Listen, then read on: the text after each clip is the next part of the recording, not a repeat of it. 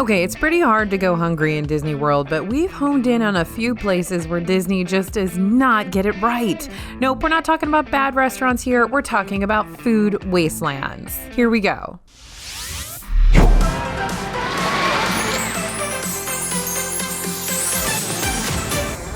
Hey everybody, it's AJ from Disney Food Blog, and I know you're asking right now, AJ, what's a food wasteland? Well, viewer, a food wasteland is a pocket, let's call it a void, in Disney World where there just aren't a lot of good food options for a particular meal that you probably need at the time.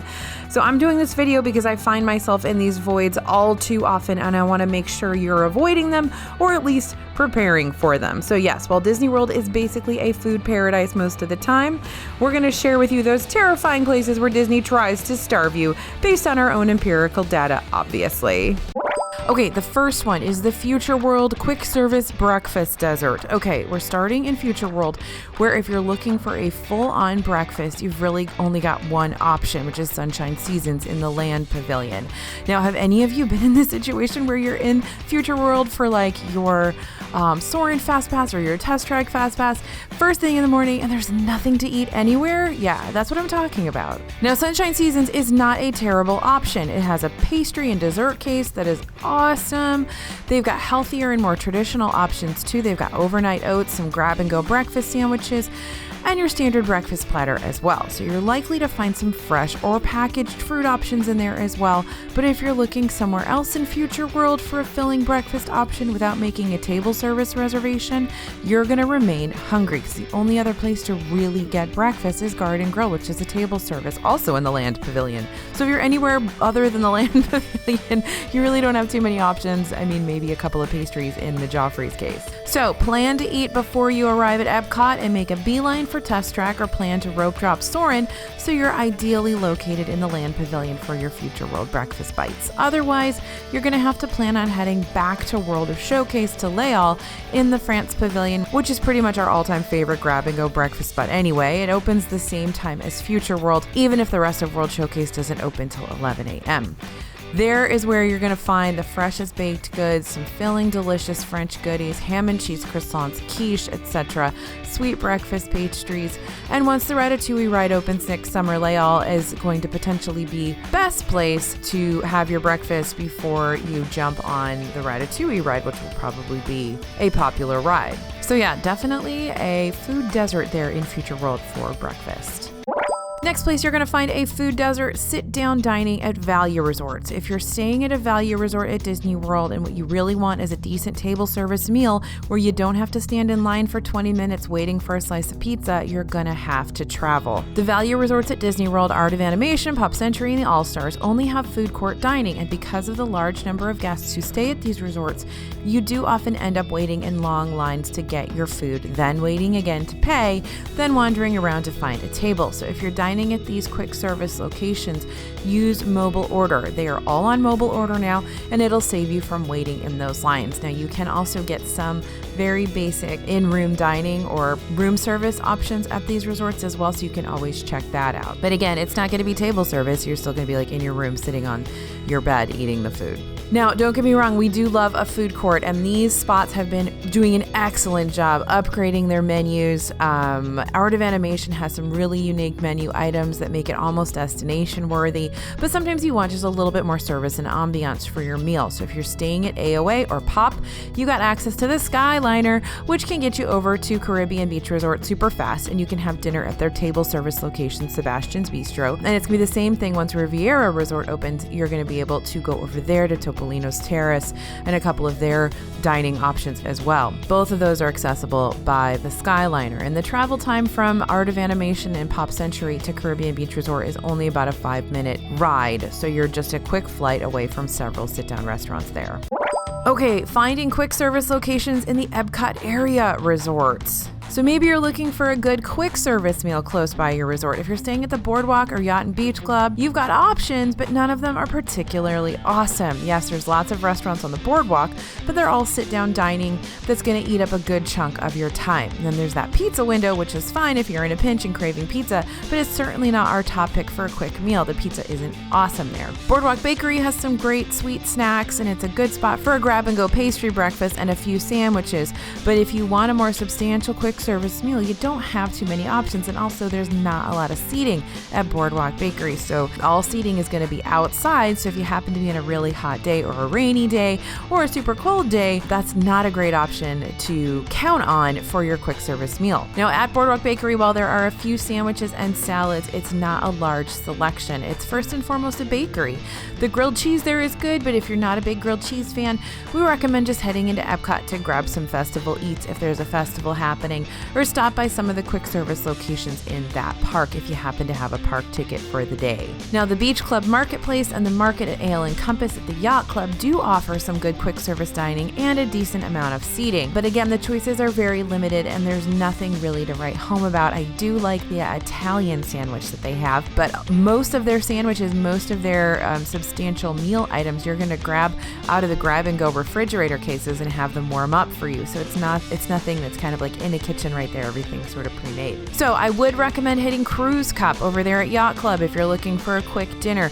Those prime rib sliders that I've told you about are so good, and yes, it's technically a sit-down meal, but you'll be in and out of a lounge a lot faster than if you were dining at a real big old table service restaurant. So note that they don't start serving food until around 5 p.m. usually here though, so it would have to be dinner only.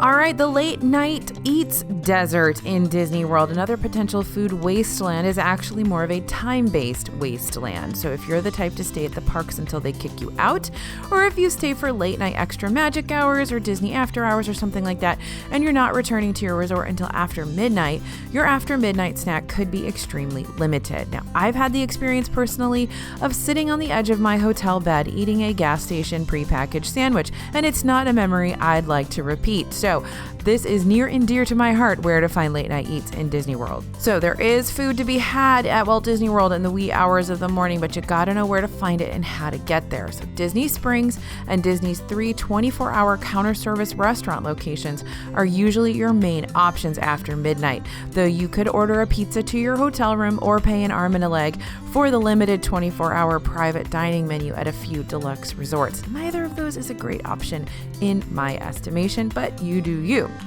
Over in Disney Springs, we love Raglan Road. It has service until 1 a.m. It's usually bar service, and they do have pub food. They may not have their full menu available. The Edison and a couple of other restaurants have late night eats as well. But don't forget, you've got to find a way to get there to Disney Springs. Disney transportation should run to Disney Springs until 2 a.m., but buses may be few and far between because they know not a lot of people are going, so they're not going to pay a lot of drivers to be going back and forth between Disney Springs and your hotel. Minivans do stop running at 12:30, so that's a no-go, but you can always invest in a taxi or rideshare service to get where you're going. Those 24-hour locations I mentioned, Captain Cook's at Disney's Polynesian Village Resort, Gasparilla Island Grill at the Grand Floridian, and Peekaboo at the Disney World Dolphin Hotel offer 24-hour dining every day. Stay at one of these resorts and your choices will be minimal because late-night menus are often pared down to just sandwiches and flatbreads, but you will at least have choices. If you're staying anywhere else, you'll want to do some advanced planning. After-hours events do include some snacks, popcorn, and Mickey bars, but if that's not what you want for dinner, then you're going to have to do a little extra planning. You can always grab a more substantive bite at the park before the park closes. They'll have a couple of quick service spots open, but note that some quick service locations may close an hour or so before the park does. That's always a shocker to a lot of people, is that, hey, wait a minute, the park's not closed, but Cosmic Rays is already closed, or Pecos Bills is already closed. They do close an hour or so, sometimes more, before the park closes, so be prepared for that. There's always one quick service location that usually stays open until park close, so you're going to have to go find that one. But if you know you're going to be craving a late night snack, check those restaurant times in advance. Some Disney World Resort food courts do offer some late night options. Some stay open till 11, some stay open till midnight, some stay open till 1 a.m., though there aren't many that stay open till 1 a.m., so just be prepared for that. Now, you're likely to be able to find grab-and-go sandwiches, snacks, packaged treats, even if the food court stations are closed, but your choice choices are going to be very limited, so plan ahead if you have picky eaters. Last one I want to mention here, ESPN Club on the Boardwalk does often stay open a little bit after midnight till 1 o'clock or so. So that is an option for you as well if you're staying in those Boardwalk area resorts. Okay, the next food desert is the signature dining for picky eaters. Disney's signature dining, as you guys know, is high-end, fancier dining, where the Disney Dining Plan users must apply 2 table service credits for the meal, and the creativity of dishes and the ingredients used are often beyond what a typical diner is likely eating on a daily basis. That's why they're so special. So these are places like California Grill, Chico, Hollywood Brown Derby, and Hollywood Studios, places like that. Expensive, high-end. Now, these restaurants do aim to impress, and they do that often by building menus that don't include much for picky eaters. Even the kids' menus tend to be a bit adventurous at these restaurants. On the other hand, signatures are really good about working with the diner to ensure a positive experience, so they can likely customize something for you. But if you're spending 2 dining credits or a lot of cash money at a signature restaurant, you want to get your money's worth and have an excellent experience. And a plain cheeseburger may not be a good use of your money, dining plan credits, or time for that matter, in your opinion. So that's something to think through if you've got a picky eater in your group or if you are a picky eater. If you're looking for something a little less exotic in the way of fine dining, we would recommend Yachtsman Steakhouse, California Grill, Le Cellier. Those would be better probably for you than Chico or Tiffin's, for example. But take a look at the menus. Keep in mind, though, that signature restaurants do change up their menus frequently, usually at least once every season, and sometimes every day if something new and interesting comes into the market. So if you're booking far in advance, look at the types of dishes and the style of cuisine rather than particular entrees to help you decide. Okay, so no, you're not going to starve in Disney World, but you may be taken aback like we've been when you're looking for a meal at a particular time or location and it's just not available for you. But there are a surprising number of ways you could get hangry, like me scouring the Speedway gas station for prepackaged 2-day-old sandwiches in the middle of the night and not have food immediately available or palatable for you. But if you know where these food deserts are, you can plan ahead. We recommend always having emergency provisions at hand if you can. Things you and your family enjoy that travel well, withstand heat, and keep. I'll often pick up a little snack at the resort food court or grab-and-go shop and keep it in my hotel refrigerator for late nights when I'm starving. Either I've gotten home really, really late, or I'm up all night editing or something like that, and I need something to eat and there's nothing available. So I'll often keep something in my hotel refrigerator so that I've got some food. You can also bring snacks with you when you're in the parks. That's good for those Epcot mornings. Breakfast bars for early mornings and maybe a few packs of nuts or other compact snacks for park touring during the day. The more you know, right? So where have you been caught in a food desert in Disney World? Let us know your dining challenges and your tips for overcoming them in the comments. It's always really, really helpful for the rest of our subscribers to be able to see your tips and your recommendations as well. As always, thanks for listening and thanks for watching, you guys. This is AJ for Disney Food Blog, and we'll see you real soon.